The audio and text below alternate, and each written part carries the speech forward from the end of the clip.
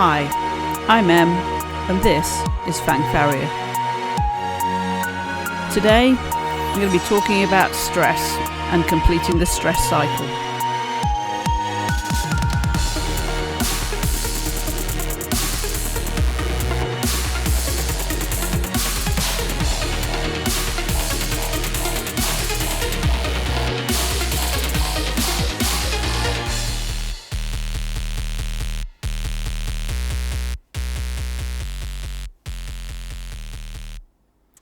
Well, hello. I have been reading again, and I've been reading a book that I've had on my shelf for ages and I've desperately wanted to read, but have been in a place where I'm kind of feeling like I'm kind of dangerously close to burning out again, to spiraling kind of down towards that. And as the title and the subject of this book is Burnout, I didn't feel I was quite ready for it, but I have launched into it, and it's an amazing book. It's called Burnout, Solve Your Stress Cycle by Emily and Amelia Nagoski, perhaps, Nagoski. I first heard of them when Brené Brown interviewed them on one of her podcasts. I'm going to say, I think it's Unlocking Us, one of the earlier episodes of that podcast. And that interview just blew me away, and I thought, no, I have to read this book. And I'm just going to completely relay a chapter to you, pretty much. So I'd love to say that a lot of this is kind of my thought, but it's not. It's thoughts that have come to me from this chapter. So a lot of what I'm talking about is in the book, and I'd highly recommend getting a hold of a copy yourself.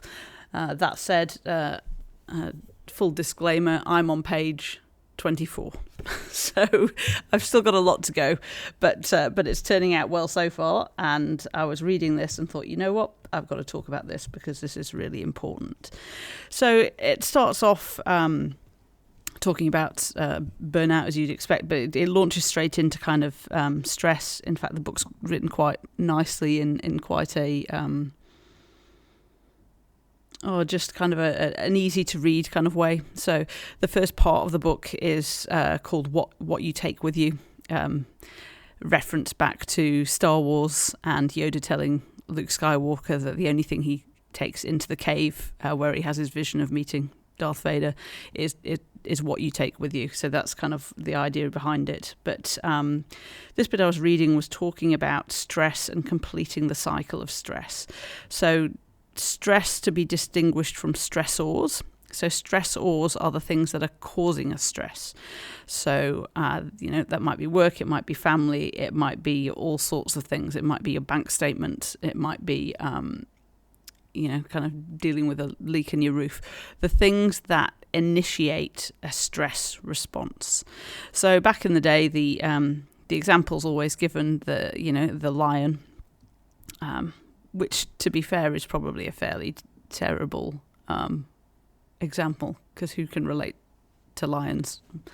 Anyway, but you're being chased down by a lion, fight, flight, or freeze, and then the cycle kind of goes on from there. So what this chapter is talking about is our big thinky brain's inability to distinguish between the response it needs to give for a lion versus the response it needs to give for that driver that just cut you in and made your journey to work miserable, or that patient that is complaining about something that was completely their fault. But anyway, all of those things that kind of get us immediately into a stress zone, but the body doesn't know what to do with it. It has the same response as it did as if you had suddenly had a lion jump out of you in traffic as well.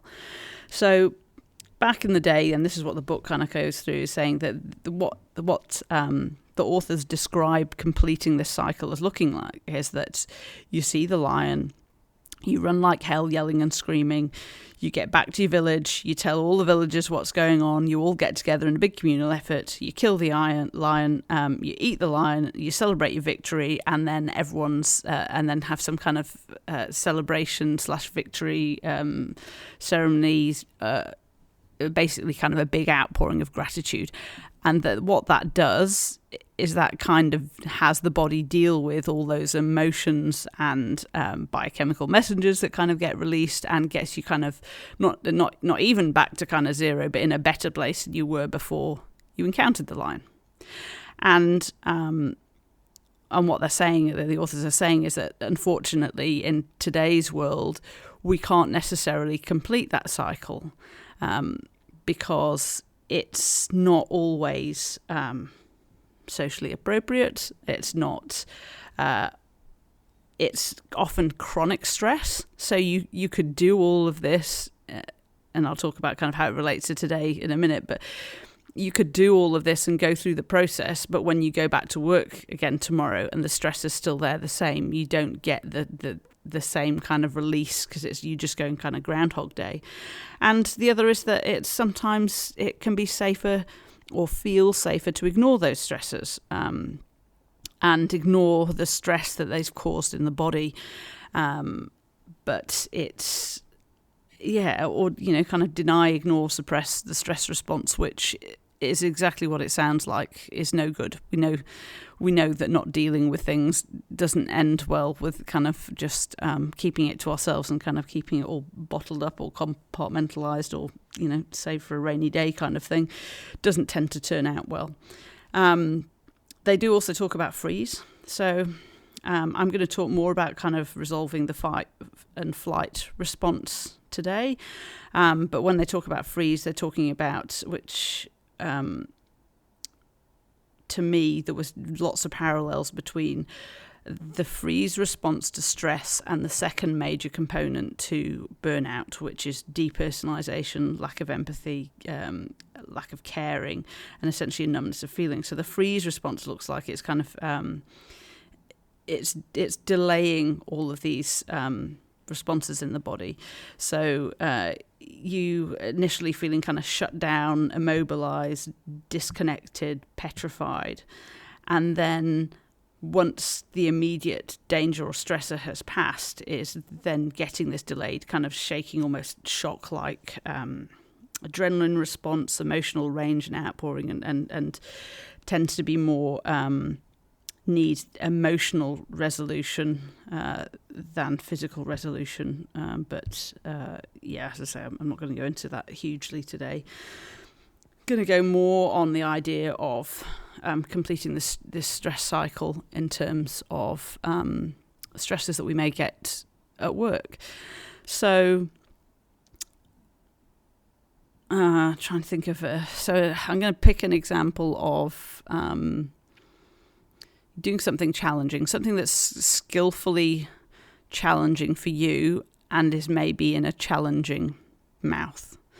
So that could be as little as kind of doing a crown prep on a lower second molar with someone with a completely slobbery mouth and an incredibly active tongue, and someone that doesn't want to kind of sit still for you. So you've got kind of all sorts of things going on that are making life more difficult, and through a will just, to make everybody's kind of heart rates raised, we'll throw in a bit of equipment issues, shortage of the stuff that you would like to use ideally, and compromising with perhaps your impression material or trays, the burrs you've got available to you, maybe your assistant is a temp that you haven't had in before and doesn't know how you work. So all of these things are just kind of adding in. So it's a routine appointment, but it's got all of those stressors that are going to make you kind of have that stress response. So in terms of completing the cycle, you don't get to finish it and kind of run around the block and tell everyone how great you were and how you got through this amazing thing and celebrate it all together, because it just doesn't happen. You have to kind of dust yourself off and get on with the next stressful appointment, and then the next one and the next one. And the first time you're really going to get a chance to kind of, if you wanted to deal with this physically, is maybe a walk at lunchtime, or after you get home, and kind of life's busy, time might not be your own then either, because the most efficient way to deal with these stresses and completing these cycles is to exercise for 20 to 30 minutes a day. And I find that interesting in itself too, because that also sounds familiar. It sounds familiar from here in New Zealand. We had, what was it, 30-day push and play or something like that, some campaign to get people moving for 30 minutes a day for general health. And I think we look at it and we see that as being beneficial for physical health, but we don't necessarily think about it as being essential for mental health. And particularly if we are in a particularly stressful time in our lives, a particularly stressful role at work, or things like that, is that, yes, we know we've got this message about exercising and the physical benefits of it, but actually in terms of kind of stress management, the reason everyone says, oh, just move more, and I'm not saying that it's in lieu of other things, and moving more isn't necessarily for everybody, but it is the most efficient way to kind of complete that cycle, to tell the body and to almost take it through that run through of the cycle completion that would have been the same with the lion. So whether it's running or walking or swimming, whether it's getting to a group fitness class, which actually hits a number of kind of solutions, because it also ties in with the social side of it. So you think about that lion cycle, and you're involving the villagers and your community, but that's part of that dealing with stress. It's also a really good indicator to the body that everything's okay, to be socializing in a relaxed kind of manner. So I think back to when I was burning out, some things that were huge for me were I was teaching a group fitness class on a Thursday morning before I went into work. So I was actually I was up at 5 and teaching at 6, and then into work, kind of for 8, 8:15 or whatever it was. And I can remember at the time thinking, this might be the straw that breaks the camel's back, because part of it was I was exhausted and I wasn't sleeping very well. So why would I give up an hour's sleep and put in some pretty aggressive kind of exercise first thing in the morning before a full day at work? But it was part of my kind of saving grace. I needed that, and it gave me a different perspective on the day. It helped me feel differently ahead of going to work, and it really did help me cope with a day's work. Other things that were essential to me at that time was Zumba. So I used to instruct in Zumba, but I used to participate as well. And to me, that was everything. It was, it was music, it was dancing around and having a bit of a laugh, and it was a really great social circle of support that was completely removed from work and was a complete release for, kind of that hour 3 times a week or whatever it was that I was doing at the time. So first thing is thinking about kind of moving, and thinking about moving in a way that you enjoy and you want to do it. It's, if you hate running, probably doing 30 minutes running a day isn't going to be, certainly in the short term, the way to kind of get around that, in case you kind of, as you get fitter, you start to love it. And for some people, injury-wise, physically never been into exercise, not too sure kind of what they want to do. It's the middle of winter, you don't want to be outside, all those kind of things.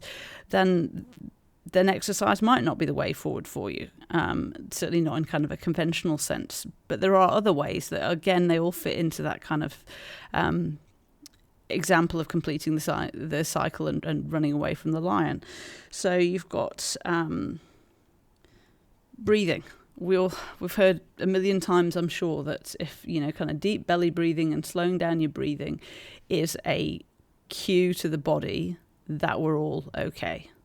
And as hokey as that might sound to some people, hopefully it's been around long enough that it's kind of accepted, but is that you can't be breathing in a meditative kind of style of breathing and going hard out and exercising. So whilst you are running from that lion, you cannot be deep breathing. You're having to kind of go into full on fight or flight. The initial kind of non-aerobic part of exercise. So non-aerobic is, or anaerobic is, it's the bit that's not relying on oxygen. So it's not relying on your breathing. So it just can't do. When you get to, even if you're exercising and you get into the aerobic components, the more your endurance kind of side of things, when things have to slow down because you can't keep at that pace, your body will relax more. And it's the same with breathing when you're not exercising. If you can get yourself out of that really shallow upper lung breathing, where you're breathing with your shoulders more than you're breathing with your belly, then it will help your heart rate, it will help bring everything down, and it will help kind of neutralize all those chemical messengers that were busy telling you that the line's coming and you need to get out of town.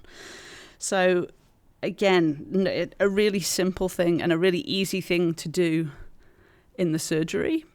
It doesn't have to be this huge exercise. It can be just sitting the patient up for a rinse out, pushing your chair back a wee bit and taking a couple of deep, slow, full breaths before carrying on.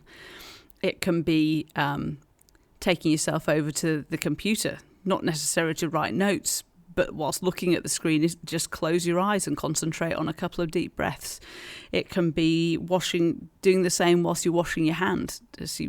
Again, kind of facing outward and away. You don't even have to take yourself out of the room to do it. And it can be a really great reset when you feel things are escalating anxiety-wise, out of control in the surgery, in the middle of a difficult procedure, or something going wrong or getting stuck, and just needing to kind of break the stress cycle within that setting. But again, I say also on the list is that positive social interaction, which I say with the exercise-wise, you might hit with exercising in a group, exercising with a partner, exercising something like group fitness, as already discussed, but it could be just going for a walk with someone. Again, we don't, in terms of that kind of stress picture, we don't, the release of that is in the end and celebrating the victory and eating the lion at the end with your friends when you've all been through it, because it's that kind of levity and that relief and that gratitude that comes as part of a more relaxed social and positive social interaction. Laughing again kind of comes in with that. On the other end of the scale, it can be needing to have a huge cry, and I don't know whether before burning out, but certainly kind of hormones with pregnancy certainly kind of put you out there as well, is that sometimes you just need a really good cry, and it can't be forced, it can't be put on like an actor. You'll find something will trigger you and you just have to go with it and not suppress it. My most recent effort with that was triggered by a song, not a song that had any association with anything else traumatic, but there I was just singing along in my car to the radio, and the lyrics to a certain song just got me, and I bawled my eyes out most of the way to work, and it felt weird and it felt wrong. Thankfully I wasn't stuck in traffic and no one looking kind of sideways at me, but I really needed it. And when I finished and kind of came right, I was like, actually that felt like a huge release, and I couldn't tell you what I was releasing or what the stress sore had been, but just that it needed releasing, and that was just the trigger to do it. So don't be afraid of a big cry either. Affection is a really good way to signal to the body that you're that everything's okay, that you're safe, that it's okay to be. There's a researcher, John Gottman, who's done an awful lot of work on relationships and marriages and all this and the other, and coming out of his work is the benefit of a good, proper 20-second hug with someone you love a day. So hugs, not drugs. It's shown to be long enough that it's the signals coming back to your body are great. The other thing they advocate is a 6-second, I haven't written this down actually, so I can't remember.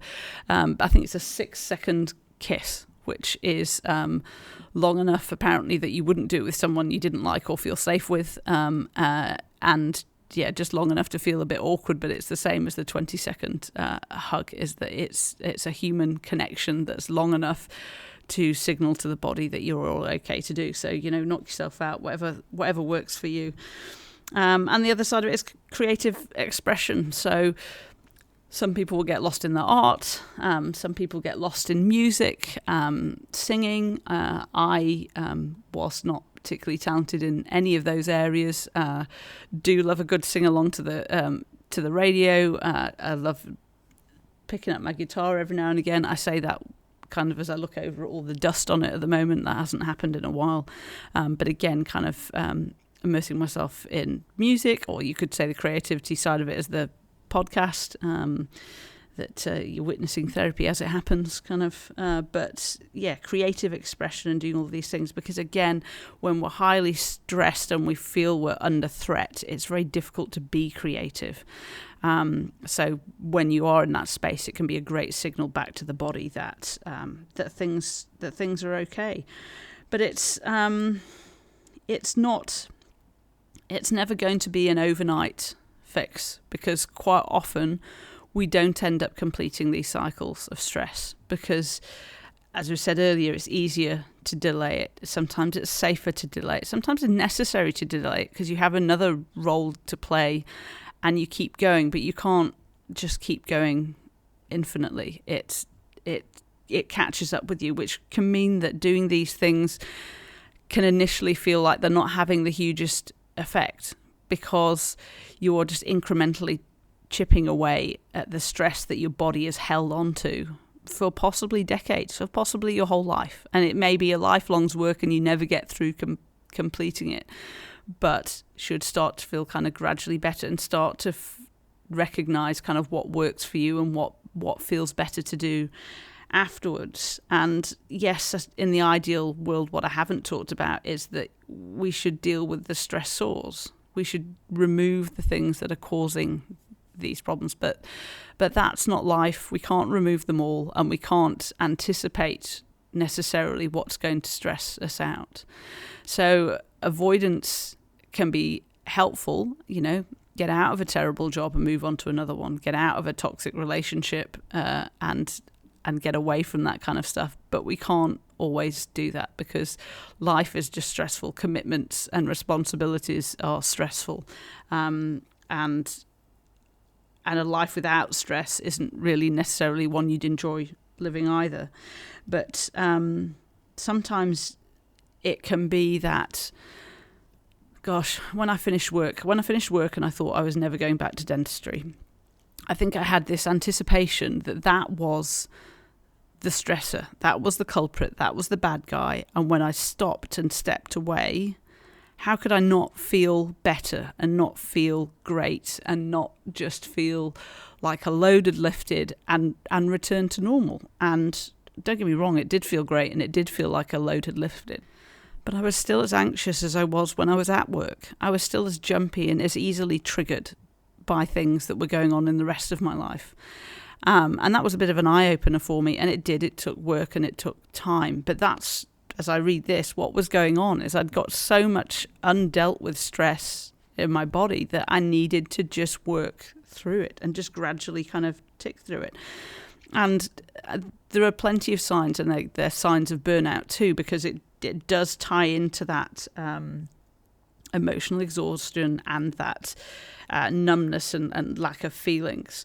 Because, the freeze aspect of it is that's the gazelle that's with the lion that has been outrun and doesn't know anything else to do except just stop and hope that the lion will go away.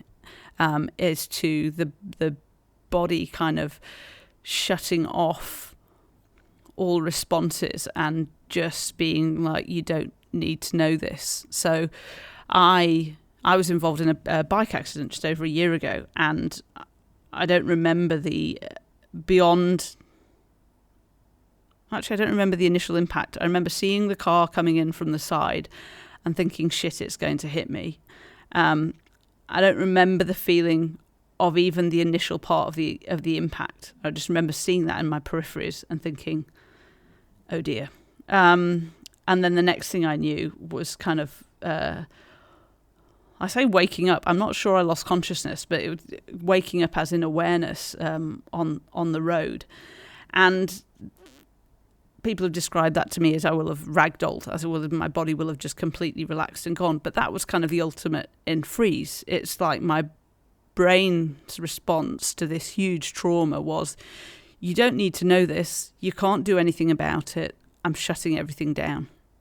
And with chronic stress that we can't run away from and deal with in those things, that's always there, is that part of that can be that depersonalization, that lack of empathy in terms of protecting yourself from repeated exposure to things you don't want, suddenly not caring, not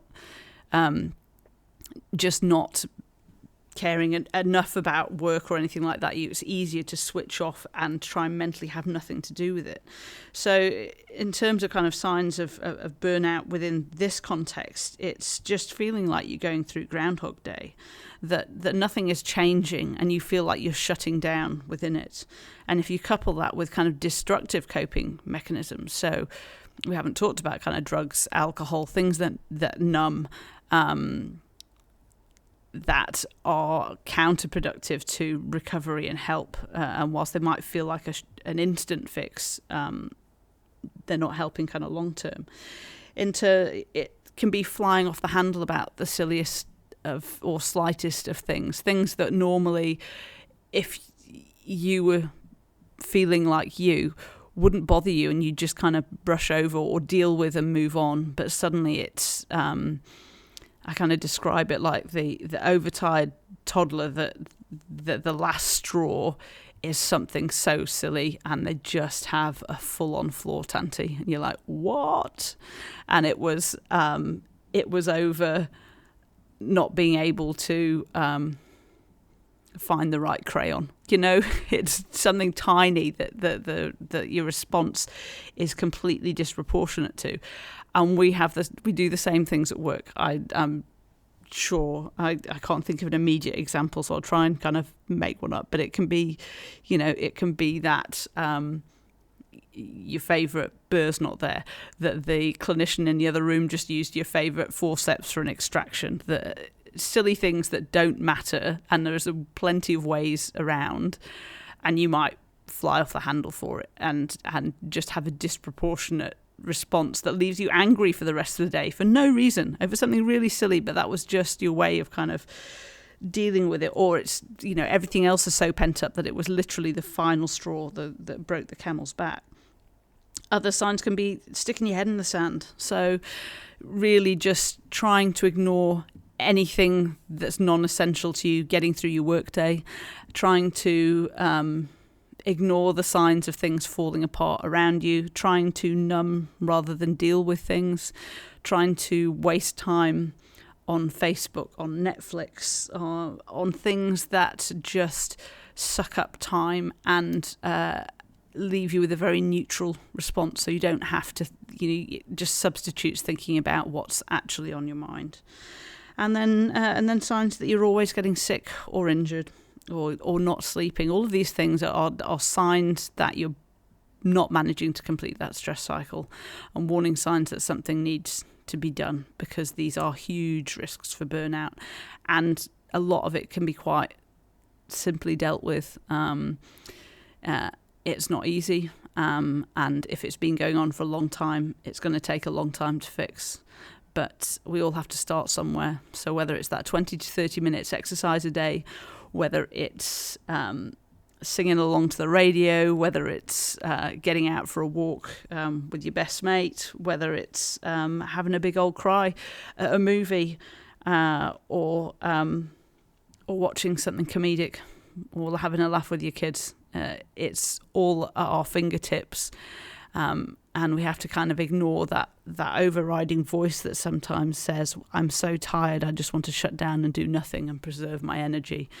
But the answer is, the energy you don't have isn't worth preserving. You need to go out and seek something that is going to energize you and top up those levels, so you have more to work with and more to play with, and can avoid burning out. All right, well, that's me. As always, I'm still on Twitter and Facebook, so say hi if you want. Otherwise, I'll catch you next time.